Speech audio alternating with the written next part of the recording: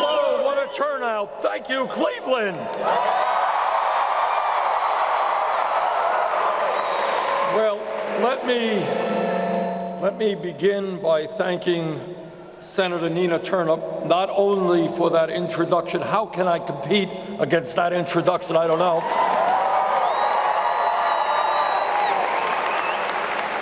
But more importantly, Senator Turner is an example of the kind of public servants we need in America, people who are prepared to stand up for working families and take on the powerful special interests. Nina, thank you.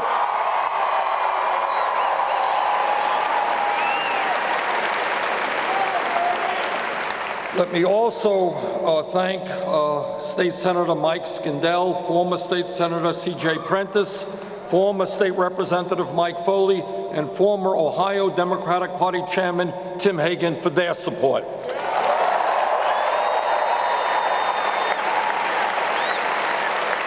And let me also thank the Reverend Dr. Juwanza Colvin for being with us this evening.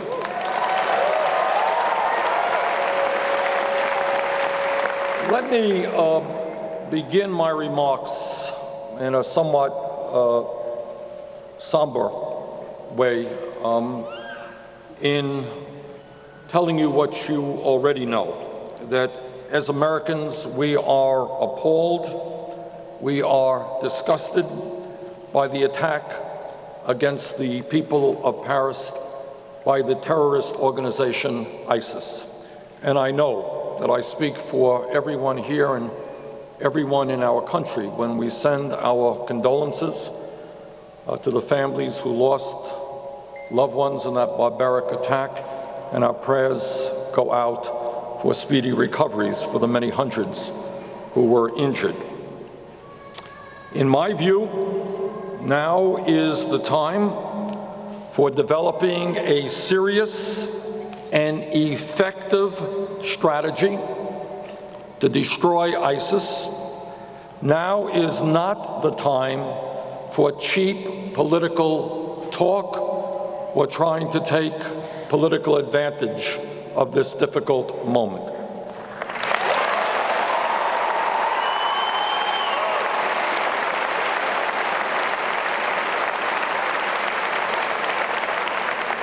Now is the time, as President Obama is trying to do, to unite the world in an organized campaign against ISIS by bringing together all of the countries who have common interest in defeating international terrorism, even countries that we have disagreements with.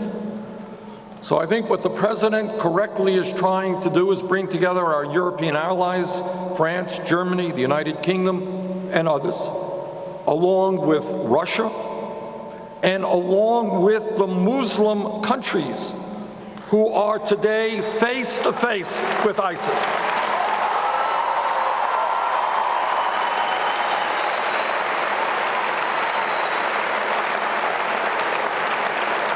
What we need is an international coalition, including Iran and Saudi Arabia, Jordan and Kuwait and Turkey.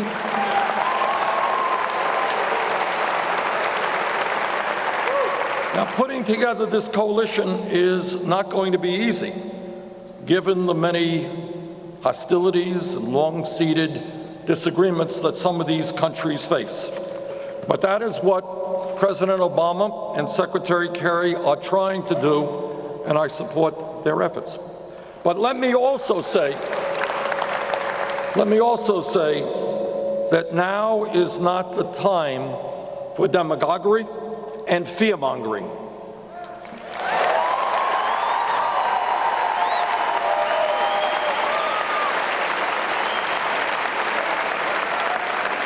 If you think about it for a moment, you understand that what terrorism is about is trying to instill terror and fear into the hearts of people. And we will not let that happen.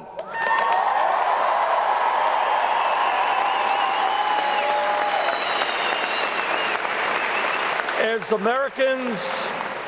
Americans, we will not be terrorized. We will not live in fear.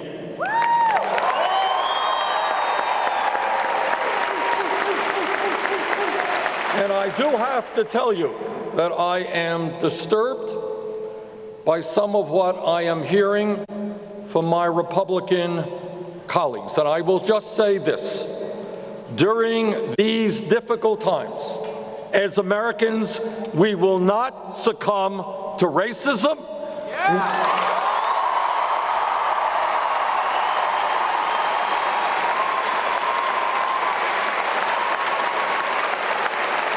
We will not allow ourselves to be divided and succumb to Islamophobia.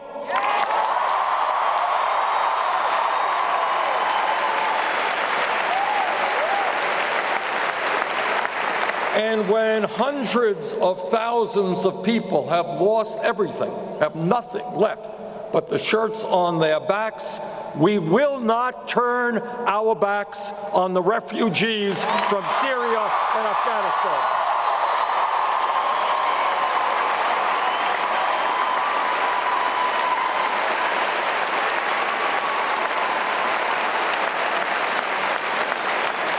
We will do what we do best, and that is be Americans fighting racism, fighting xenophobia, and fighting fear.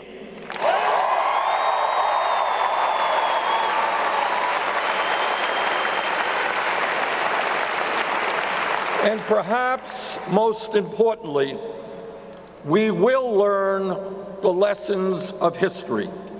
Yesterday, the chairman of the Republican National Committee stated, and I quote, "Never before have I seen an American president," meaning President Obama, "project such weakness on the global stage," end of quote. Well, as many of you will remember, back in 2002, we had a president, President Bush,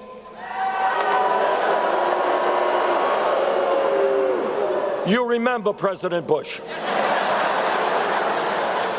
We had a president, and he was very, very tough, but not very smart.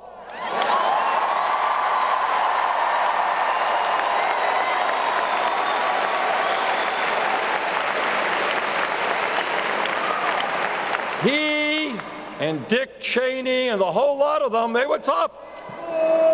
And they said we should invade Iraq.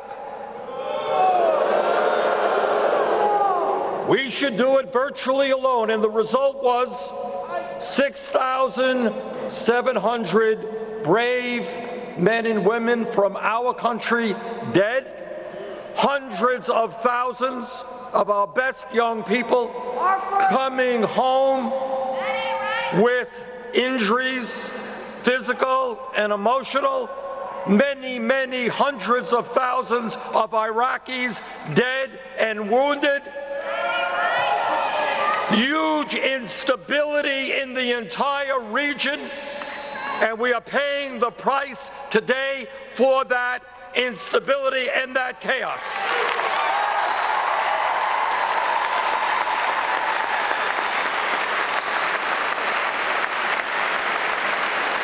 So I say to my Republican colleagues, yeah, we have got to be tough, but not stupid.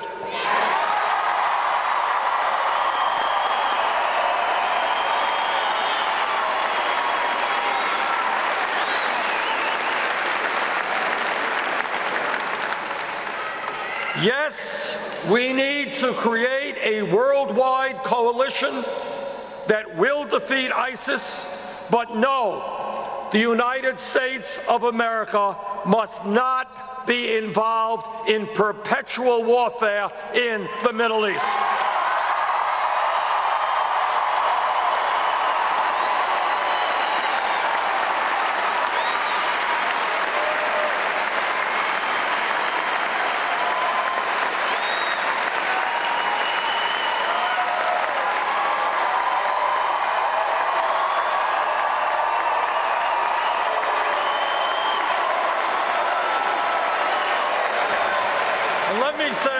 let me say something else. There are those, including many Republicans, some in the media, who think that because of this horrific attack, that the only thing that we should focus on is defeating ISIS. And what I say is, yes, we will lead the world in defeating ISIS, but at the same time, we will rebuild the disappearing middle class of this country.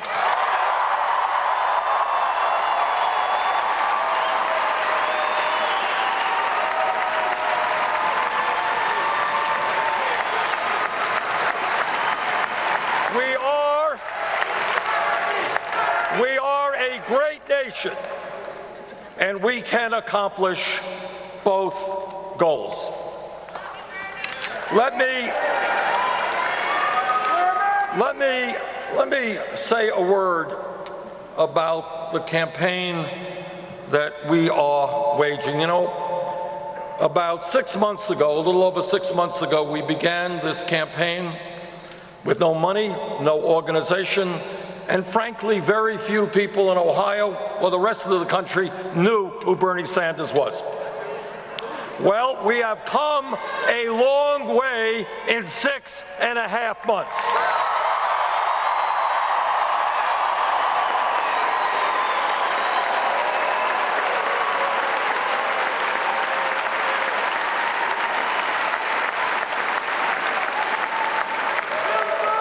We have brought out over 300,000 people to rallies like this all over America.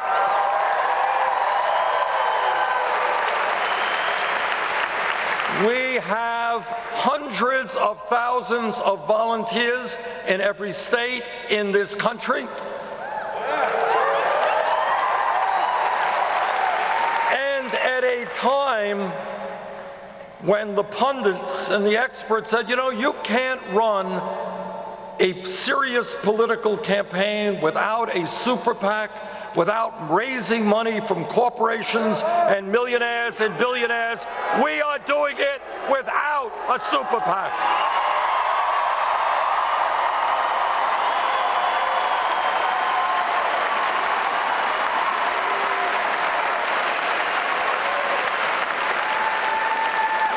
And I'm very proud to tell you that as of today, we have approximately 800,000 Americans who have made individual contributions to our campaign.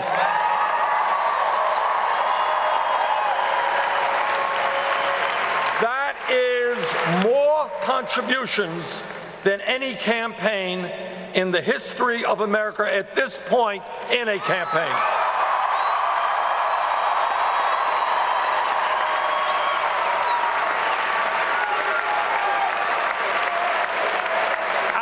Campaign is a people's campaign. We don't want Wall Street money. We don't want corporate money. We don't need billionaire money. We will win this on our own.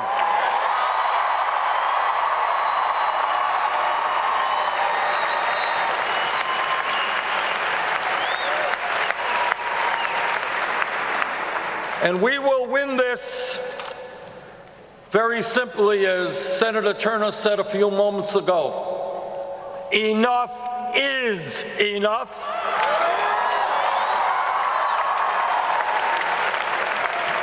This country faces some very serious problems, and the American people are catching on that establishment politics and establishment economics is not going to solve those problems.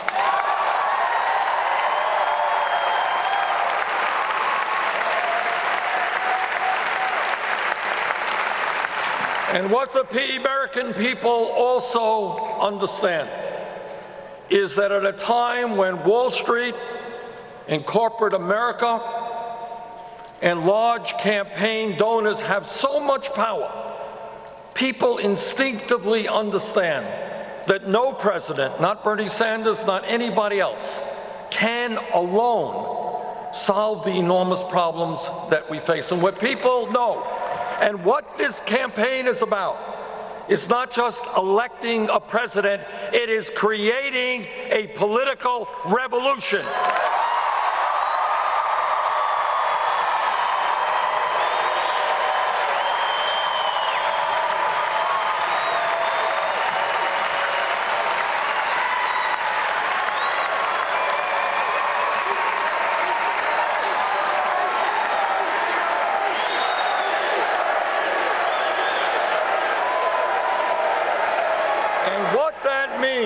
What that means is not complicated.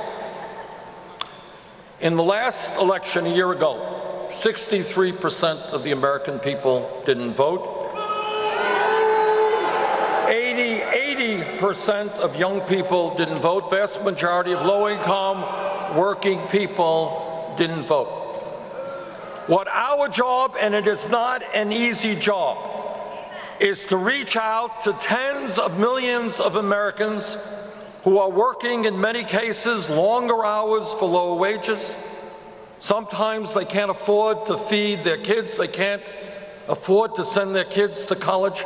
Our job is to reach out, is to bring people together, black and white, Hispanic, Asian Americans, gay and straight.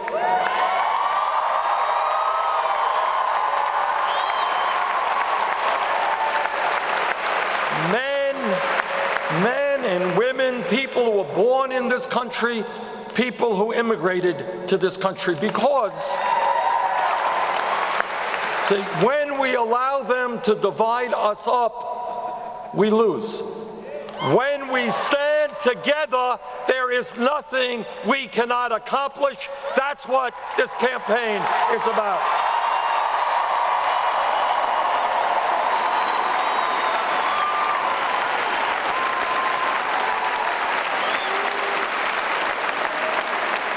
We are the vast majority of the people in this country. And when we come together, we can defeat the people with all of the money and with all of the power.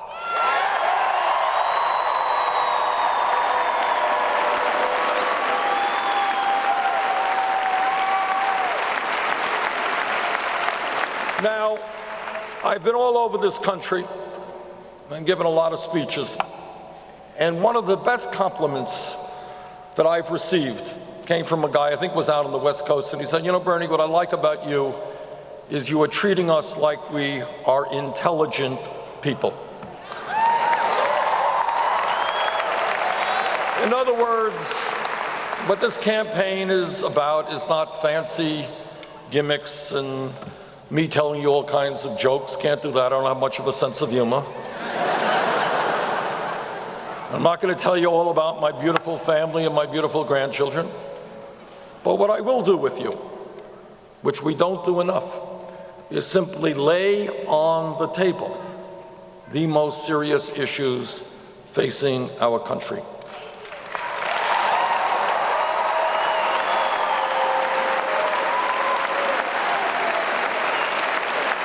Some of you may agree, some of you may not disagree, but that is what democracy is about. Democracy is not what the media thinks it is. It's not a soap opera. It's not a baseball game. It doesn't matter what the polls are. It doesn't matter how much money you're raising.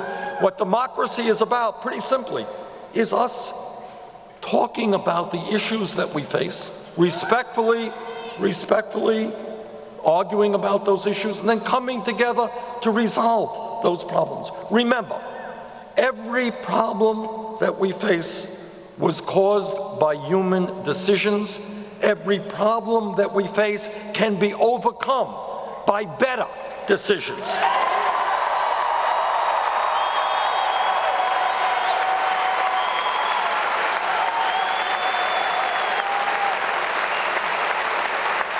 Now let me start off by talking about an issue that I've in fact been talking about for a very long time, and I am happy that now we are beginning to see more and more people discuss it. And that is the issue of the grotesque level of income and wealth inequality that exists in America today. We have got to put that issue right on the table. And here is what's going on, plain and simple. In the United States today, we have more income and wealth inequality than almost any major country on earth, and it is worse today than at any time since 1928. Today in America, and I want you to hear this, because this is the extent of the problem. Today in America, the top 1/10 of 1%, not 1%, 1/10 of 1% owns almost as much wealth as the bottom 90%. Today in America, one family, the Walton family of Walmart, owns more wealth than the bottom 40% of the American people. Today in America, in the last 2 years, the 14 wealthiest people in this country have seen their wealth increase by $156 billion, more wealth than is owned in entirety by the bottom 130 million Americans. In Ohio, in Vermont, all across this country, and I see it as I travel, you got people who are not working one job at 40 hours. They're working 2 jobs, maybe they're working 3 jobs. Husbands are working, wives are working, kids are working, all trying to cobble together the income they need to sustain their families, to buy health care, to put gas in the car, to pay the electric bills. And yet today in America, 58% of all new income, 58% is going to the top 1%. So what this campaign is about, simply stated, is creating an economy that works for all of us and not just millionaires and billionaires.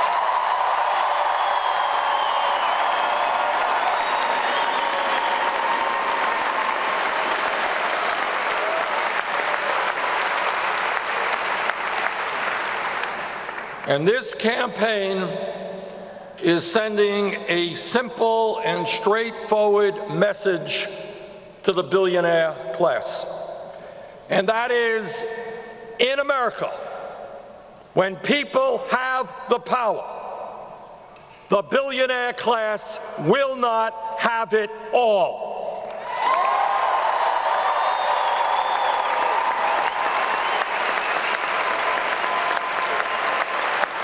The billionaire class will not get huge tax breaks while children in America go hungry.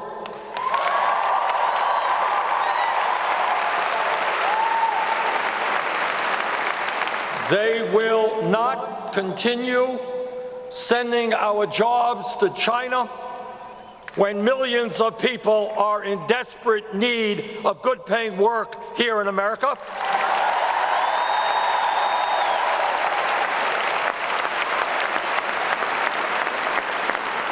They will not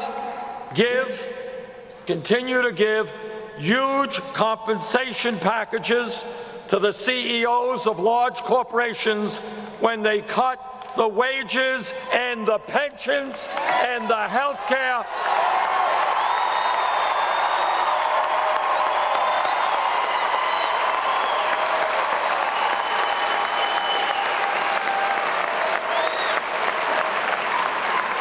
And let me just recognize, I think, some of our Teamster friends who are here right here tonight. All over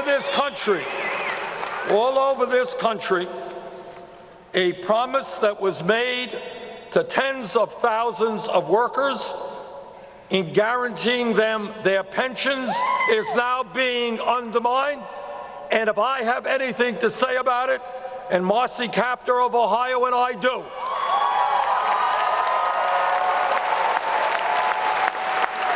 We will pass our legislation to make sure that those pensions that you were promised will not be cut.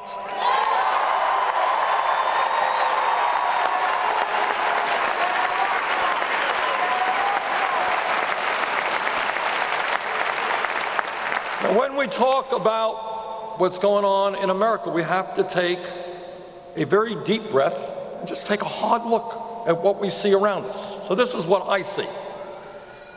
I see that today our economy is in fact better than it was when George Bush left office.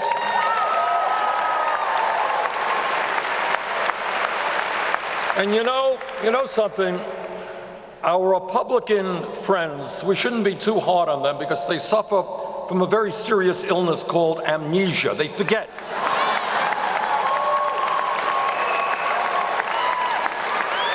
So if any of my Republican friends are listening, try to overcome the amnesia and let me remind you of where we were 7 years ago before Obama and Biden took office. My Republican friends say, well, you know, we're only growing 250,000 jobs a month. Not enough. They're right. But it is a hell of a lot better to grow 250,000 jobs than to lose 800,000 jobs a month.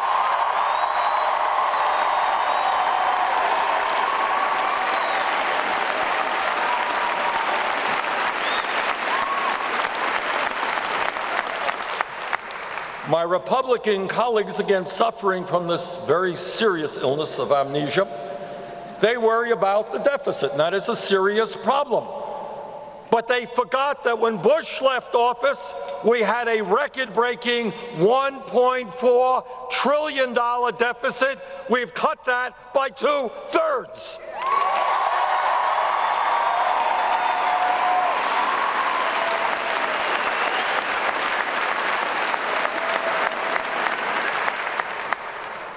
And by the way, when Bush left office, the American and international financial system was on the verge of collapse.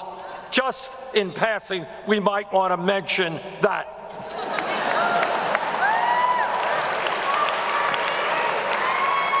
So, the truth is, we have, of course, made significant progress in the last 7 years against unprecedented Republican obstructionism.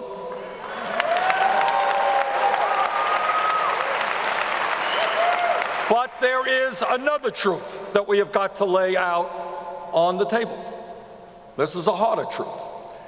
And that is, for the last 40 years, under Democratic presidents and Republican presidents, the great middle class of our country, once the envy of the entire world, has in fact been disappearing. Despite exploding technology and increased worker productivity, median family income today is almost $4,000 less than it was in 1999, and in inflation-adjusted dollars.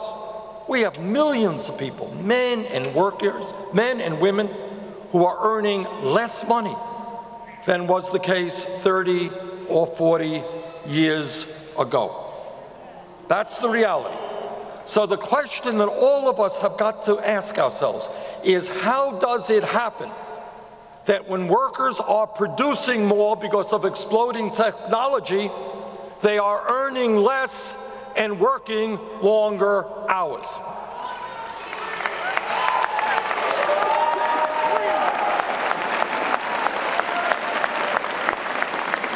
And that's the question we are going to answer. And let me tell you something else when we talk about the economy. Every month, the U.S. government issues a report on unemployment. And what you see on the front pages of the papers are official unemployment, which now nationally is about 5%. But what you don't see is that if you add to that 5% people who have given up looking for work, or people who are working part-time when they want to work full-time, real unemployment is close to 10%.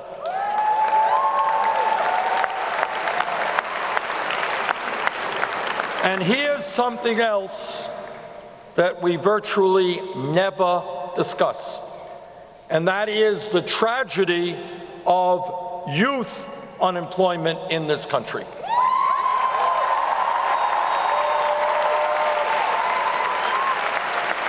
And here's the story about that. I asked some economists a couple of months ago to do a study for me. This is what they found, and listen to this, because this is really very significant. What they found is that for high school graduates, these are graduates, not dropouts, between the ages of 17 and 20, for white kids, real unemployment and underemployment is 33%. For Hispanic kids, 36%. For African American kids, 51%. Now, why is this so significant? And you all know the answer. What do people want in life? What do kids want? Kid graduates high school, they want to stand up on their own 2 feet, they want to get out of the house, they want to start earning some money, they want to become independent, they want to start a career, they want to become adults. But when half of the African American kids in this country, and in cities like Cleveland, that number may even be higher.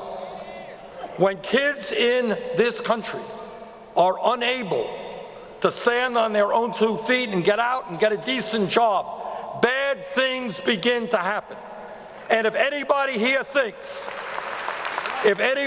thinks there is not a direct correlation between outrageously high youth unemployment and the fact that we as a nation have more people in jail than any other country on earth, you would be mistaken.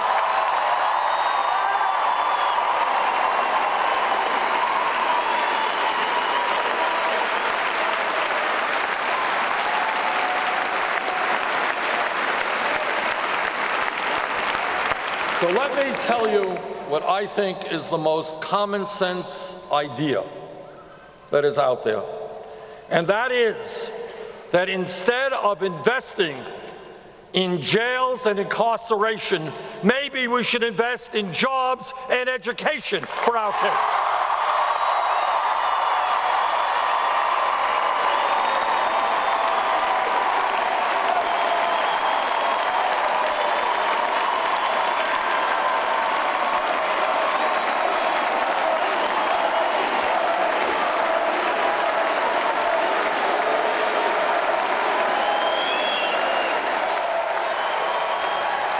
Instead of spending $80 billion a year locking our people up, why don't we take a fraction of that and use it to create jobs for young people so they're not hanging out on street corners?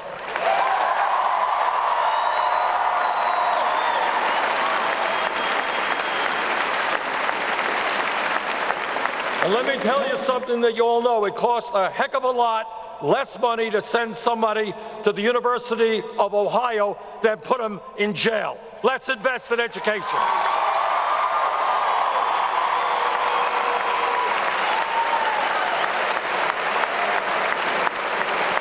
And here's a promise. Write it down, don't forget it. That at the end of my first term as president, the United States of America will not have more people in jail than any other country. We're going to have the best educated workforce in the world.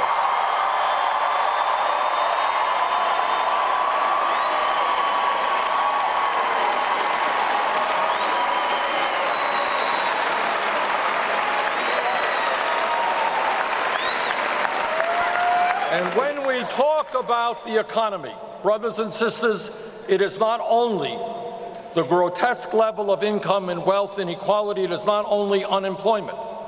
It is the fact that in your state and in my state and all over this country, you got people working longer hours for low wages, and they're working at wages that do not sustain themselves or their families. In Vermont and in Ohio, there are people who are working 40 hours a week, and then they have to go to the food shelf in order to get food to feed their families. The truth is that wages in America are too damn low.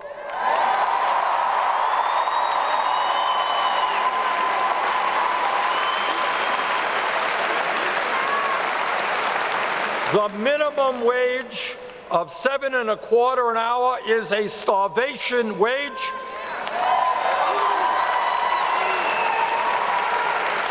And together, we are going to raise the minimum wage in this country to a living wage, $15 an hour over the next few years.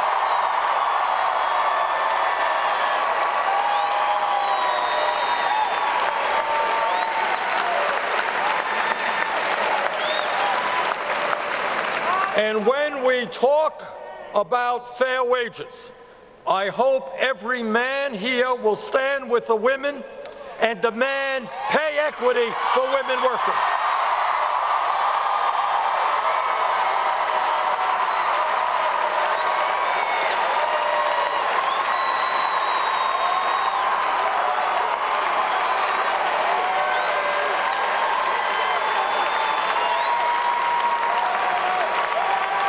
There is no rational economic reason why women are making 79 cents on the dollar compared to men. It is sexism, not acceptable.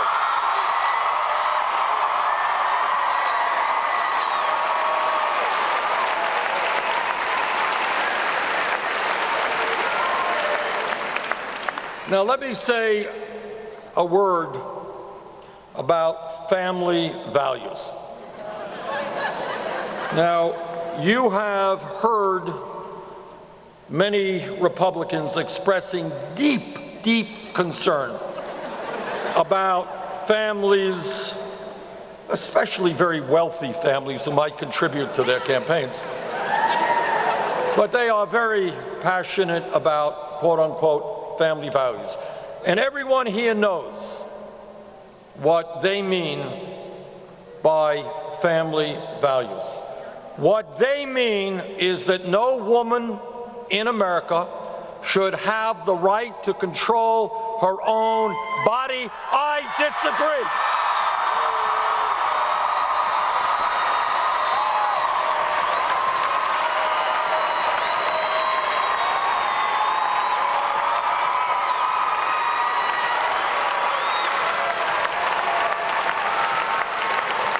And what they mean by family values is that our gay brothers and sisters should not have the right to get married. I disagree.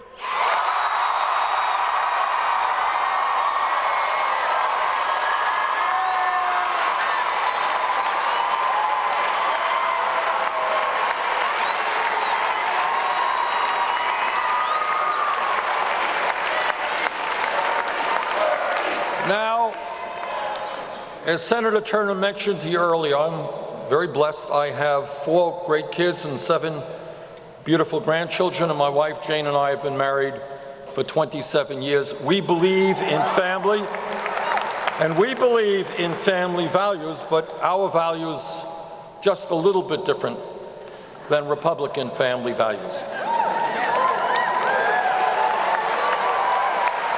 And when I talk about family values, what I am talking about is ending the international embarrassment of the United States of America being the only major country on earth that does not guarantee paid family and medical leave.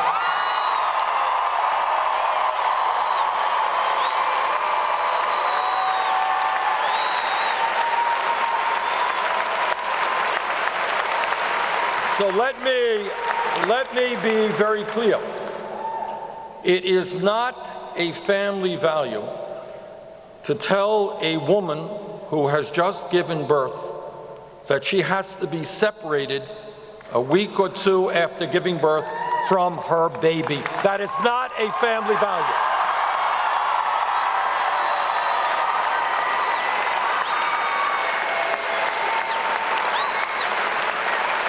It is not a family value to tell a woman that she has to go back to work in order to earn the necessary income she needs to sustain that family, because there is no additional income coming in. Now, here's the good news. The good news is that in the Congress, in the Senate, and in the House, there is a very strong piece of legislation, the Family and Medical Leave Act. We got 19 sponsors in the Senate, introduced by Senator Gillibrand. In the House, we have over 100 introduced by Congresswoman Rosa DeLauro. And what this legislation says, and what I strongly believe, is that in America, we will guarantee every family 3 months of paid family and medical leave.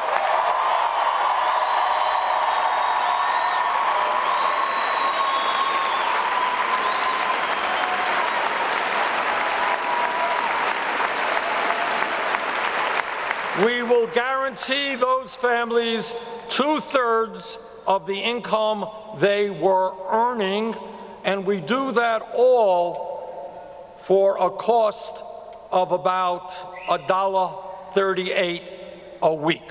Not a bad price to pay, $1.38 a week.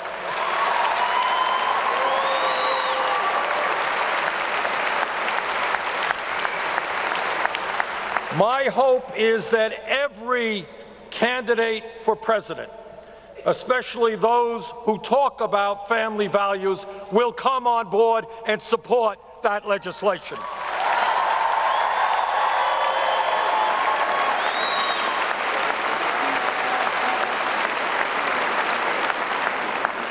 And when we talk about the economy, and when pollsters go out and they call you up and they say, what is on your mind? What is on the minds of the American people? Always, always, always, the answer is jobs and the economy, because people understand how volatile the economy is. They understand that if you're 55 years of age, you can go to work tomorrow and your boss could say, well, thanks for 30 years of work, Joe, but we're replacing you with somebody half your age at half your income.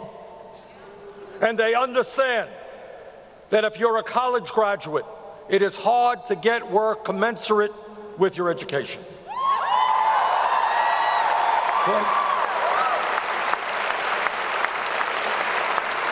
And they understand that if you're a high school kid, graduate, or a high school dropout, it is hard to find any work at any wage. So that is why, in my view, given the unemployment, the underemployment, the outrageous level of youth unemployment, the federal government must undertake a massive federal jobs program to put our people back to work.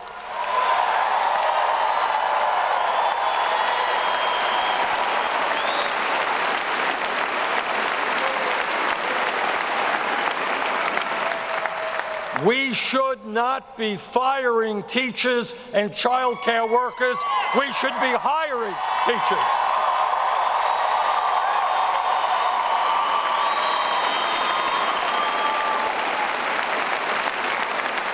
And when our infrastructure, our roads, our bridges, water systems, wastewater plants, our rail system, our airports, our levees and dams in many states are collapsing, we can create millions of decent-paying jobs rebuilding our infrastructure, and that's what I intend to do.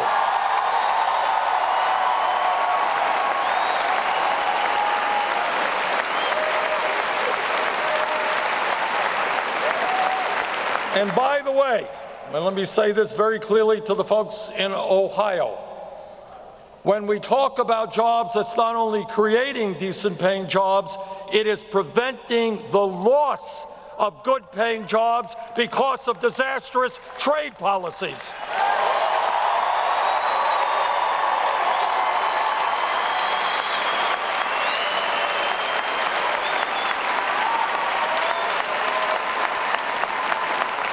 You are looking at a former congressman and a senator who proudly tells you he voted against NAFTA, against CAFTA, against permanent normal trade relations with China.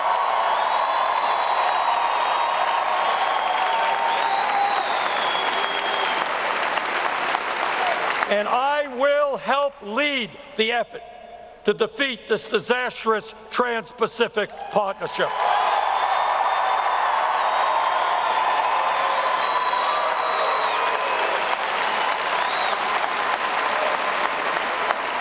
Whether corporate America likes it or not, they are going to have to start investing in the United States of America, creating jobs here, not just in China and in Vietnam.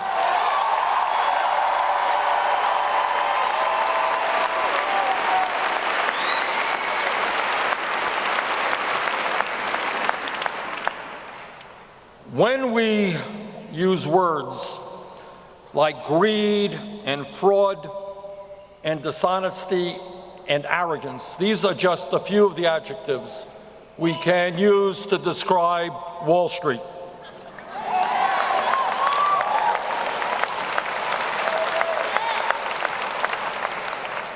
The simple truth of the matter, as everybody here knows, is that the greed and the recklessness and the illegal behavior on Wall Street drove this country into the worst economic downturn since the Great Depression. And what happened is that millions of people lost their jobs.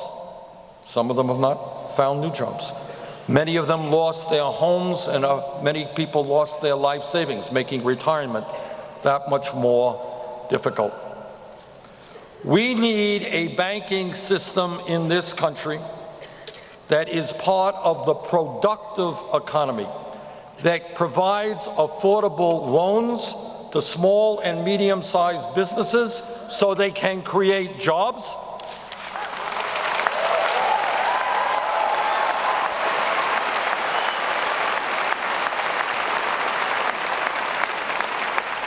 We do not need a banking system in which the six largest financial institutions in this country have assets equivalent to 58% of the GDP of America. 6 financial institutions which issue 2/3 of the credit cards, 1/3 of the mortgages.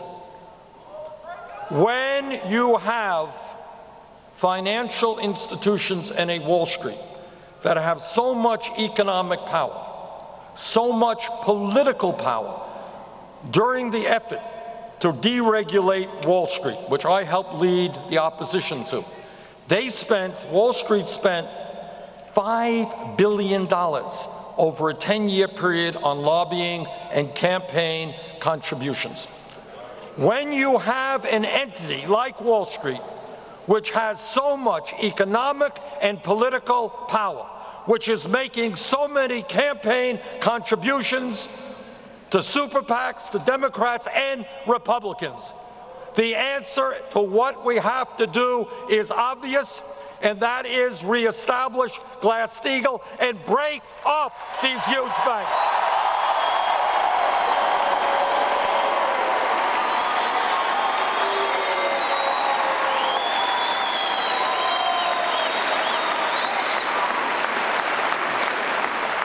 If a financial institutions, and by the way, 3 out of the 4 largest financial institutions in this country today are bigger now than they were when we bailed them out because they were too big to fail. My view is that if a financial institution is too big to fail, it is too big to exist.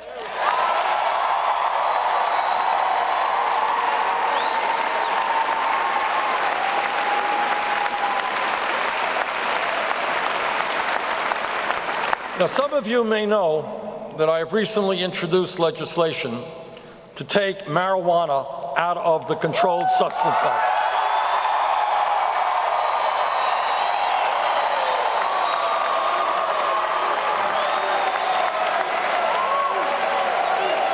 Now, I did that for a number of reasons, but most importantly, over the last many, many years, hundreds and hundreds of thousands of people have been arrested for possessing marijuana, and they get police records. And when you got a police record, it makes life difficult. It makes it much harder to go out and get a job. It makes it harder to find housing, to get decent credit.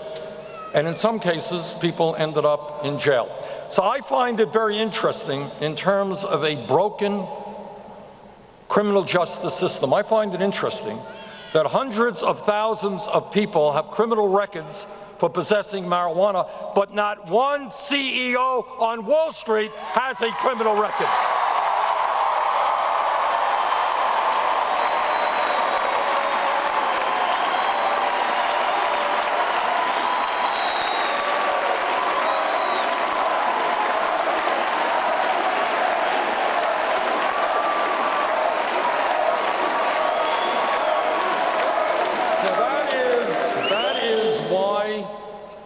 We have got to bring major, major reforms to a broken criminal justice system. We should not be a country in which we have banks too big to fail and bankers too big to jail.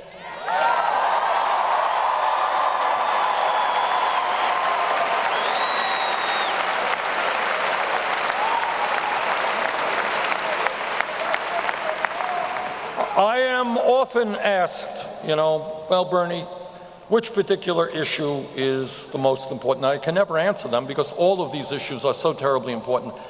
But there is one issue, which impacts all other issues, and that is 5 years ago, the Supreme Court, in one of the worst decisions ever made in the history of the Supreme Court, by a 5-4 vote on the Citizens United case,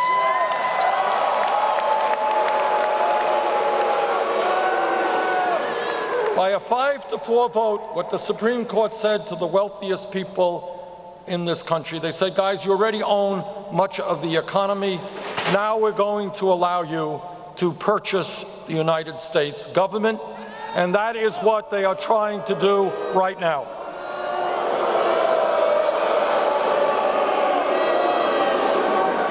Now, I am the former, very proud to tell you, I am the former chairman of the U.S. Senate Committee on Veterans Affairs, and we work very hard to protect the interests of our veterans.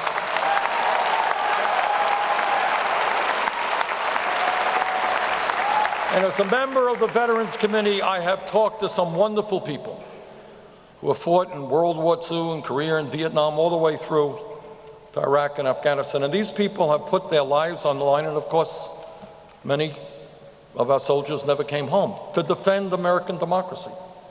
American democracy is not about billionaires buying elections.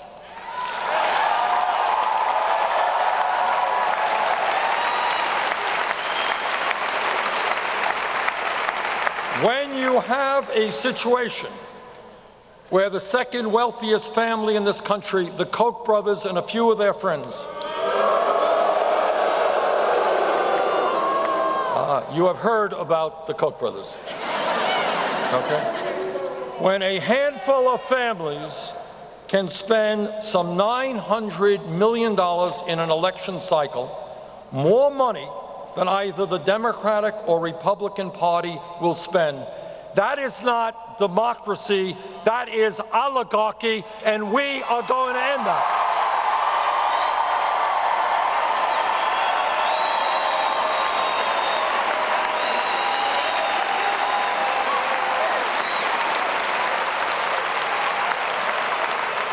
So here is another promise that I make to you. No nominee of mine to the Supreme Court will get that position unless he or she is loud and clear in saying they will vote to overturn Citizens United.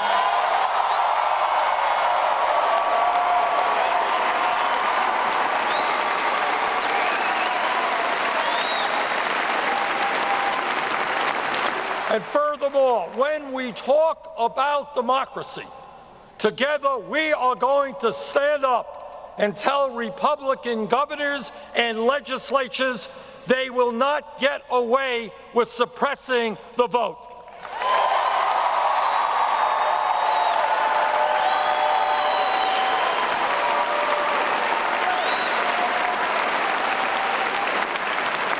They are not going to tell people of color, old people, young people that they cannot vote because they don't have some voter ID. They are not going to force people to wait online for hours in order to exercise their democratic right to vote. We are going through a constitutional amendment or some other way.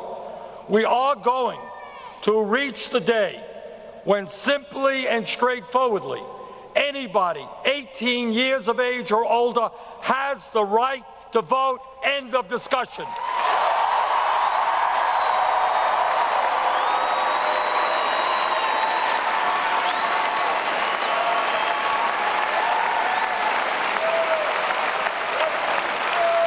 And if Republican governors don't have the guts to participate in free and fair elections, these cowards should get another job.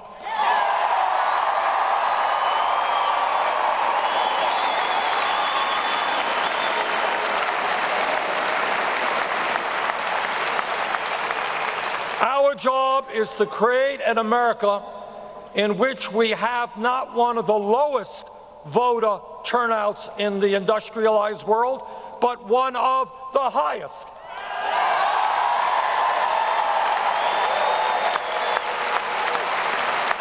Our job is to make it easier for people to participate in the political process, not harder.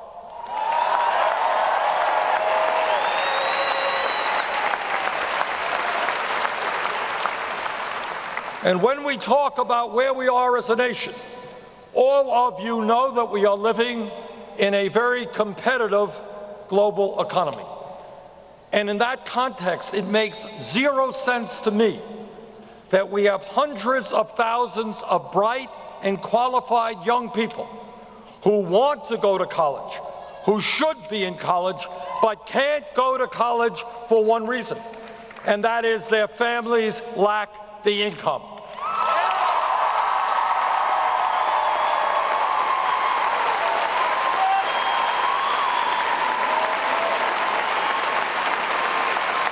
That is not what America should be about, and that is why I have introduced legislation and will make happen as president, a process in which every public college and university in America is tuition free.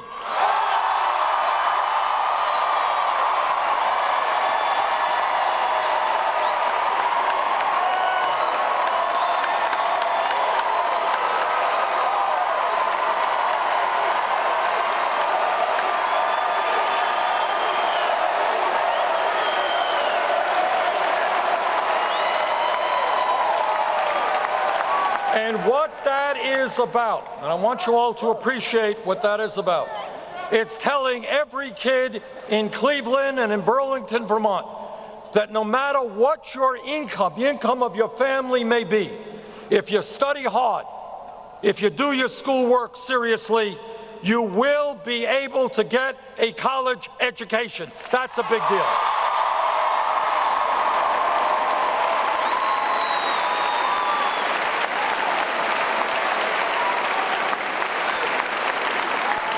We are also going to deal with the outrage of millions of people having high interest rates on their student debt.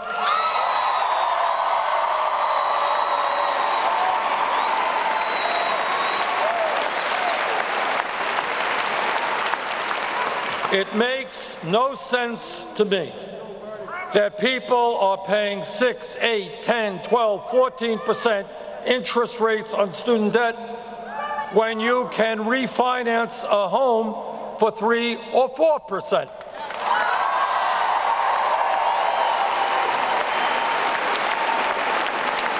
And that's what we're going to do. We're going to allow people with student debt to get the lowest possible interest rates they can find.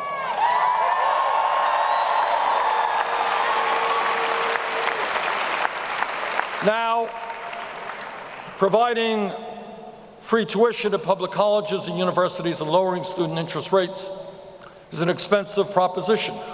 We are going to pay for that by imposing a tax on Wall Street speculation.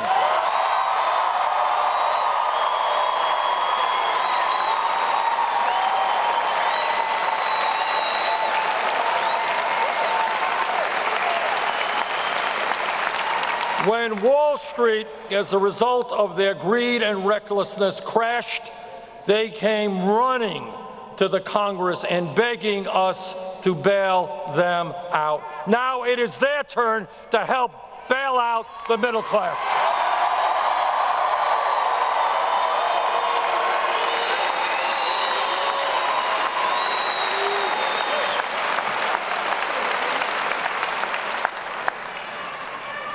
And when we talk about our responsibilities as adults, as citizens, as parents, one of those responsibilities is to make sure that we leave future generations a planet that is healthy and habitable.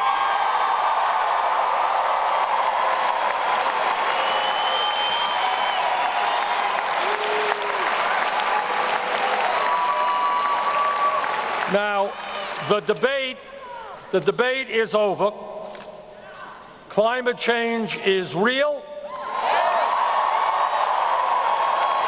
Climate change is already causing devastating problems, and we have a moral responsibility to work with countries around the world to transform our energy system away from fossil fuel to energy efficiency and sustainable energy.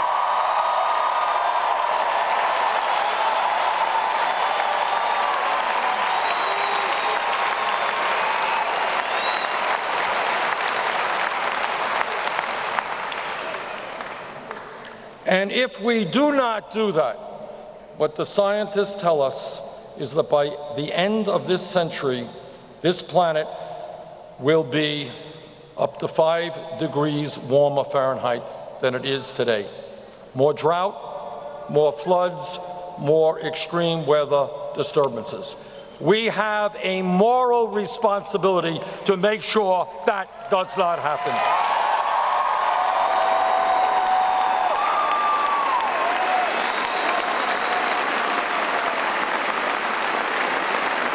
And when we talk about where we are as a nation, we should also recognize that today the United States of America is the only major country on earth that does not guarantee health care to all people as a right.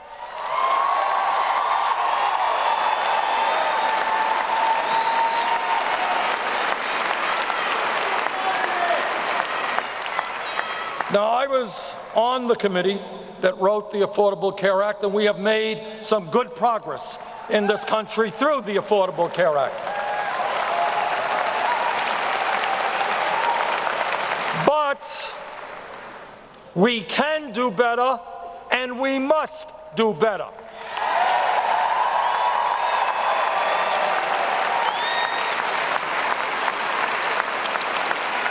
Today in America, 29 million people still have zero health insurance, and many more are underinsured with large deductibles and co-payments. If every other major country on earth can guarantee health care to all of their people in a much more cost-effective way than we do health care, the United States of America can do that also.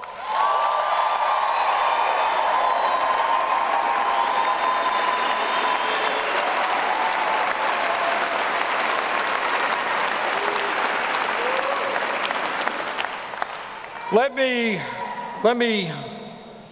jump to an issue which is also, very much on our minds, and that is, as a nation, the understanding that we have got to put an end to institutional racism in this country.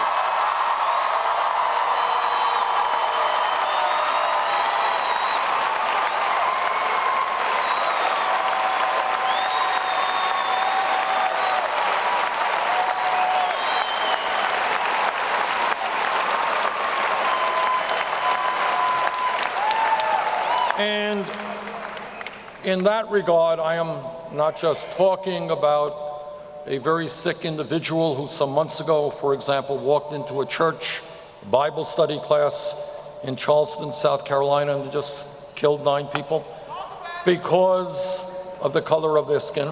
And I'm not talking about, and it's always unbelievable to be thinking about this, that we have hundreds of organizations in this country whose sole function is to push forward hatred against African Americans, hatred against immigrants, hatred against Catholics, hatred against Jews. That's what they do.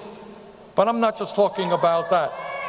What I am talking about is the fact that in this country, we have seen, and we have seen much too often, too many African Americans unarmed, killed by the police when in custody.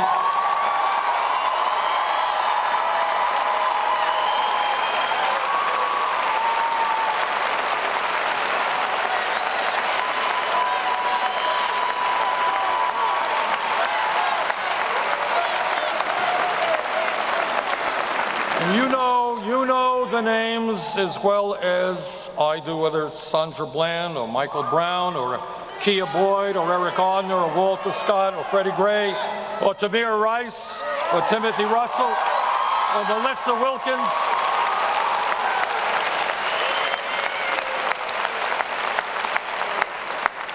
I do not want to read about or see, and you do not want to read about or see, children being shot because they have a toy gun.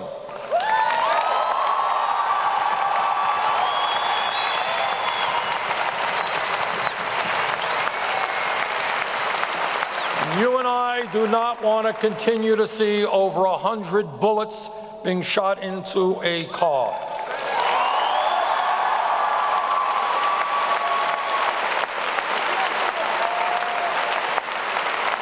Now, as some of you know, I am the former mayor of the largest city in the state of Vermont, Burlington, Vermont. And in that capacity, I had the privilege of working with our police department, and let me tell you what I think most of you know. Most police officers are honest and hardworking and do a very difficult job.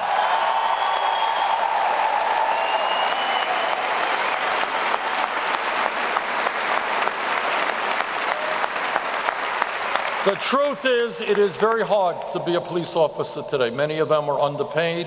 They have crazy schedules. That's the fact. But let me also be very clear.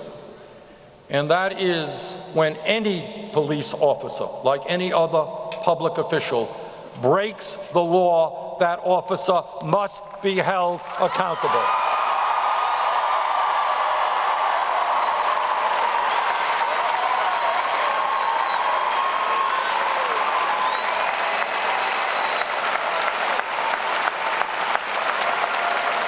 So my pledge to you tonight is that no president will work harder than I in ending institutional racism in this country and in reforming a very, very broken criminal justice system.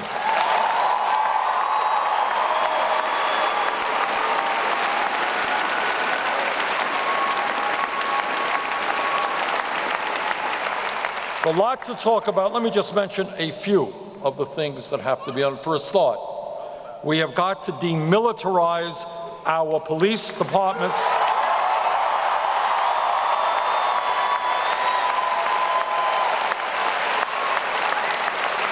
So that they do not look like, you watch television, you see local police departments, they look like they're invading the community they're supposed to be serving.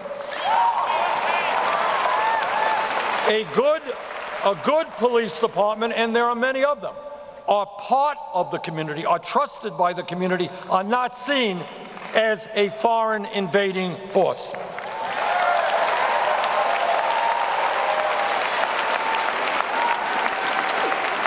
We need police departments that reflect the diversity of the communities they serve.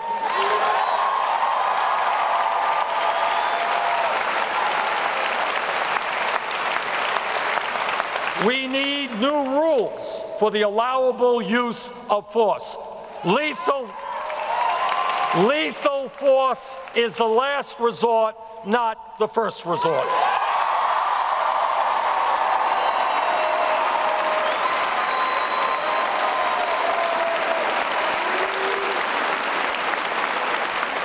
We need to end the absurdity, and I've introduced legislation to do this, of private corporations making profits by building and running prisons and detention centers.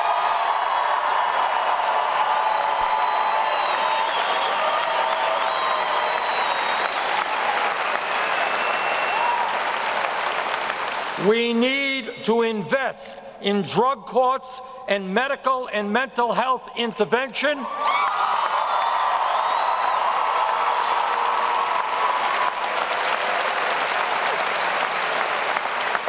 Substance addiction should be seen as an illness and treated as such.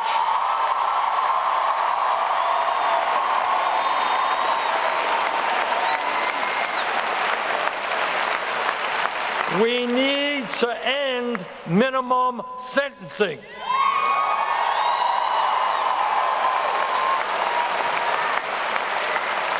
And very importantly, we need to develop, which we do not have today, a path back from prison to civil society.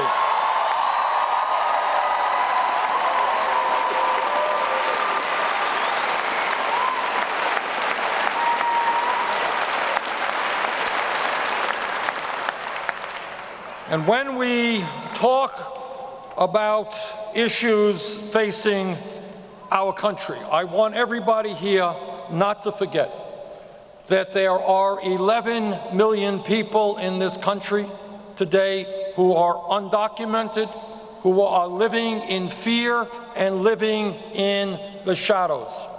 Those people must have the rights of legal status. We must pass comprehensive immigration reform.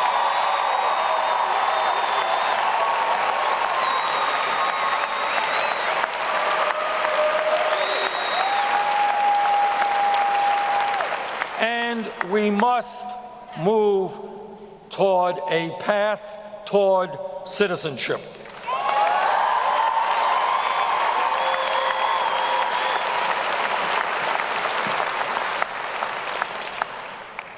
What I hope that we can do as a nation and as a people is to think big, not small. Many people don't know this, but we today are the wealthiest nation in the history of the world. Most people don't know that because almost all of the wealth is resting in the hands of a few.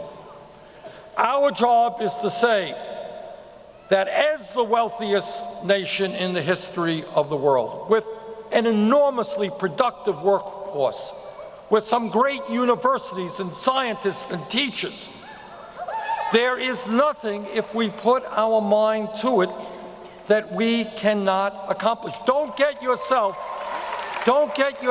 involved in a worldview which says, well, do we cut education by 2% or raise it by 1%? That is not the dynamic that we should be looking at. Our job is to say that in the wealthiest country on earth, why isn't a situation existing in which every parent who's off to work knows that his or her kids are in the best quality pre-K and child care in the world?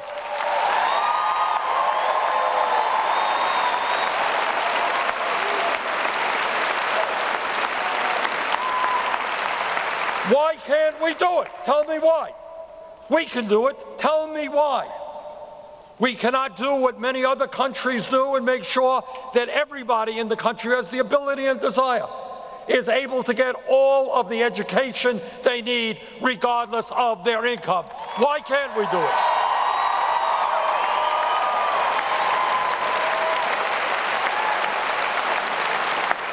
Please don't tell me that in this country we have to have the highest rate of childhood poverty of almost any major country on earth. Don't tell me we have to have that. Don't tell me that the United States has to be the only major country not to guarantee health care to all people or to provide paid family and medical leave.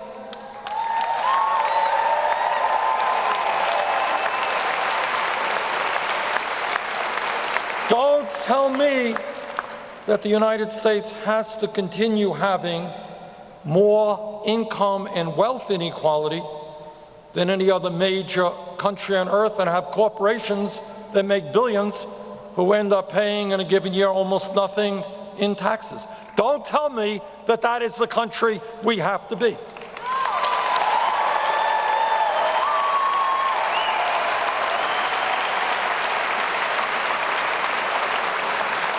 But do tell me that we can have the best healthcare system in the world for all of our people. Do tell me that we can lead the world in transforming our energy system and combating climate change.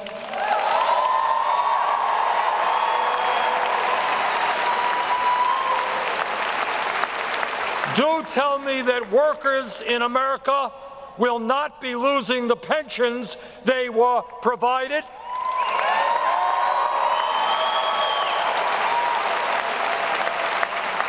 And that our seniors and people with disabilities will in fact see an increase in their Social Security benefits, not a cut.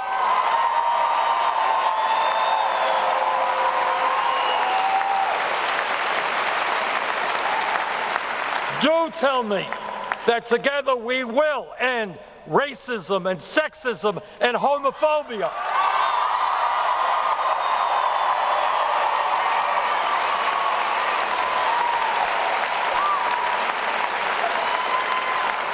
This is the country we can create when we come together, when we stand up and fight back, and when we create a government that works for all of us and not just a handful of billionaires.